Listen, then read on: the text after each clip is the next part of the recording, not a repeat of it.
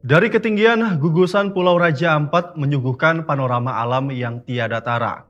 Perairan biru kehijauan yang bening, karang-karang yang hidup, dan biota laut yang menari bebas menjadikan kawasan ini dijuluki Amazon of the Seas. Raja Ampat bukan hanya milik Papua, tetapi juga Indonesia dan bahkan dunia. Pada tahun 2025 ini, destinasi wisata ini kembali mendapat sorotan dunia. The New York Times dan National Geographic memasukkannya ke dalam daftar lokasi paling layak dikunjungi. Statusnya sebagai UNESCO Global Geopark yang diperoleh tahun 2023 semakin mengkukuhkan reputasinya. Tak hanya itu, Badan Riset dan Inovasi Nasional BRIN tengah memperjuangkan Raja Ampat untuk menjadi cagar biosfer dunia, mempertegas komitmen Indonesia dalam pelestarian ekosistem laut dan darat yang saling terhubung. Tahun lalu tercatat lebih dari 30.000 wisatawan domestik dan mancanegara menyambangi Raja Ampat. Mereka datang tak hanya untuk menyelam, tetapi juga menyatu dengan alam dan budaya masyarakat adat yang bersahaja.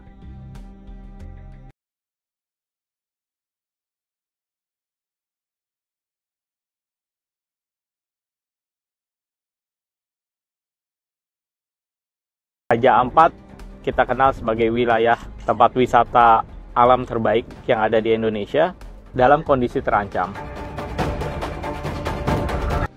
Namun di balik kejernihan laut dan keheningan hutan Raja Ampat, tersimpan ancaman serius. Aktivitas pertambangan nikel mulai membuka luka di pulau-pulau kecil kawasan ini. Beberapa izin tambang telah diterbitkan sejak tahun-tahun sebelumnya dan baru dirasakan dampaknya sekarang. Kementerian Lingkungan Hidup mencatat adanya deforestasi dan kerusakan zona hutan lindung akibat pembukaan lahan tambang di 4 pulau.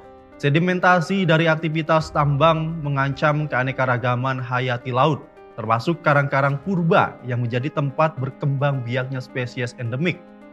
Dalam kutipannya, Menteri Lingkungan Hidup Hanif pada Kamis 5 Juni 2025 menyebutkan, "Kami tidak akan membiarkan 1 inci pun kerusakan di wilayah yang menjadi rumah bagi 75% spesies karang dunia dan ribuan spesies endemik.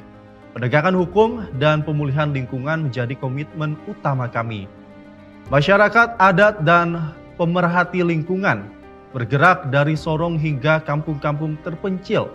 Suara penolakan terhadap tambang menggema. Mereka meminta perlindungan terhadap tanah leluhur mereka yang selama ini menjadi sumber kehidupan dan identitas budaya.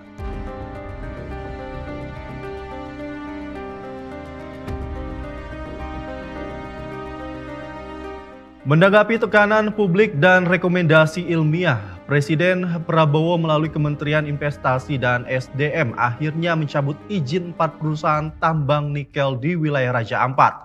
Langkah ini dinilai sebagai kemenangan penting bagi gerakan konservasi dan masyarakat lokal.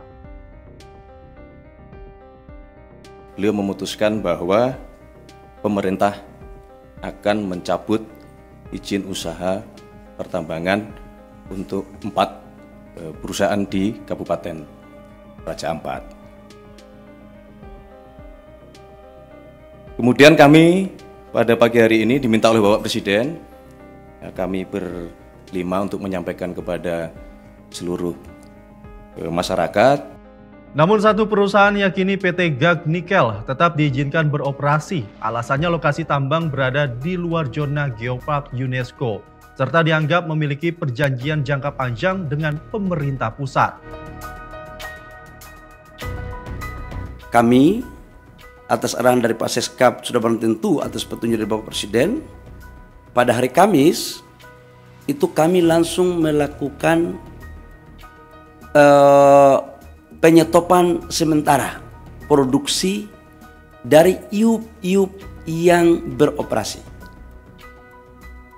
Teman-teman media, saya harus sampaikan bahwa dari 5 iup yang beroperasi yang mempunyai RKAB, itu hanya 1 iup yang beroperasi, yaitu PT GAG Nikel. Yang lainnya di 2025 belum mendapat RKAB. Meski demikian, para pegiat lingkungan menegaskan bahwa ekosistem Raja Ampat bersifat saling terhubung. Kerusakan di satu titik bisa berdampak pada ekosistem laut secara menyeluruh.